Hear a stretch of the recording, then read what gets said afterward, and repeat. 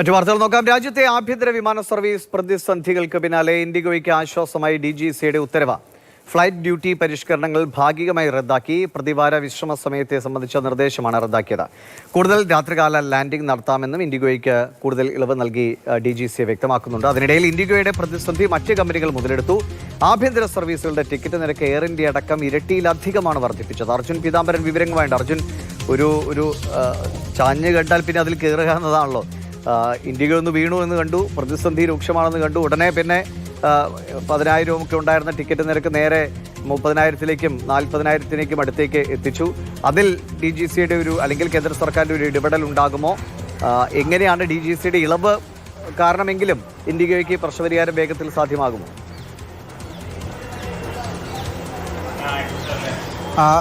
ദിവിഷ്, ആദ്യം ചോദിച്ച ഉത്തരം, ഈ ഏതെങ്കിലും തരത്തിൽ ഇടപെടൽ നിലവിൽ DGCയുടെയോ അതല്ലാതെ വ്യോമയാന മന്ത്രാലയത്തിൻ്റെ ഭാഗത്തുനിന്നോ നിരക്ക് കുറയ്ക്കാനായിട്ട് ഉണ്ടാകുമോ എന്നുള്ള കാര്യത്തിൽ ഇപ്പോഴും ചില സംശയങ്ങൾ തുടരുകയാണ്. കാരണം അത്തരത്തിലൊരു ഉത്തരവും ഒരു നിർദ്ദേശവും ഉണ്ടായിട്ടില്ല.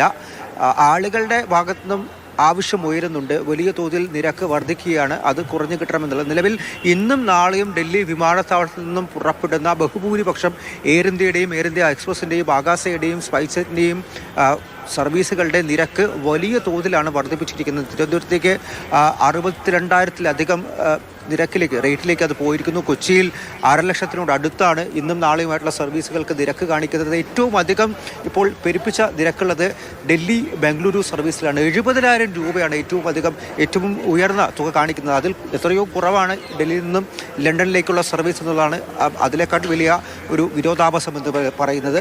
ആളുകളുടെ ഇപ്പോഴത്തെ അവസ്ഥയെ ചൂഷണം ചെയ്ത് അതിനെ മുതലെടുക്കുകയാണ് എയർ ഇന്ത്യ ഉൾപ്പെടെയുള്ള വിമാന കമ്പനികൾ.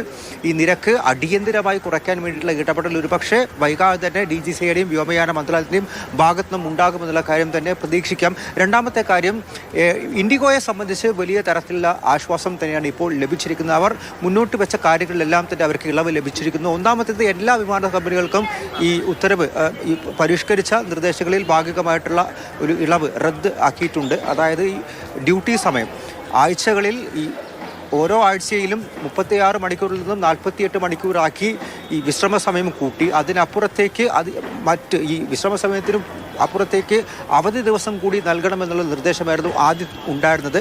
അതെടുത്ത് കളഞ്ഞു. വിശ്രമ സമയത്തിന് പകരം അവധിയാക്കി നൽകിയാൽ മതിയാവും എന്നുള്ളൊരു നിർദ്ദേശമാണ് ഇപ്പോൾ വിമാന കമ്പനികൾക്ക് മുന്നിലേക്ക് വെച്ചിരിക്കുന്നത്. ഇത് ഈ ക്രൂ അംഗങ്ങളെ, പ്രത്യേകിച്ചും പൈലറ്റുമാരെ അടക്കം വീണ്ടും സർവീസുകളിലേക്ക് ഉൾപ്പെടുത്താൻ വേണ്ടിയിട്ടുള്ള ഒരു അവസ്ഥ അല്ലെങ്കിൽ ആ ഒരു അവസരം വിമാന കമ്പനികൾക്ക് നൽകുന്നുണ്ട്. ഒപ്പം തന്നെ ഇൻഡിഗോയ്ക്ക് മാത്രമായി രാത്രികാല കൂടുതൽ സർവീസുകൾ നടത്താൻ വേണ്ടി 12 മണി മുതൽ രാവിലെ 6 മണി വരെയുള്ള സമയത്തിൽ 2-ന് പകരം 6 സർവീസുകൾ തന്നെ നടത്താമെന്നുള്ള ഒരു ഉത്തരവ് കൂടി നൽകിയിരിക്കുന്നു. അത് ഇളവാക്കി നൽകിയിരിക്കുകയാണ്. ഫെബ്രുവരി 10 വരെ ആയിരിക്കും ആ ഇളവ് ബാധകമാവുക. അതിനുശേഷം പഴയ രീതിയിലേക്ക് 6-ന് പകരം 2 എന്നുള്ള പരിഷ്കരിച്ച ആ രീതിയിലേക്ക് തന്നെ. അർജുൻ, എന്തുകൊണ്ടാണ് ഇൻഡിഗോയ്ക്ക് മാത്രം ഇങ്ങനൊരു പ്രതിസന്ധി രൂപപ്പെട്ടത്, മറ്റ് വിമാന കമ്പനികൾക്കൊന്നും ഇല്ലാത്തവണ്ണം?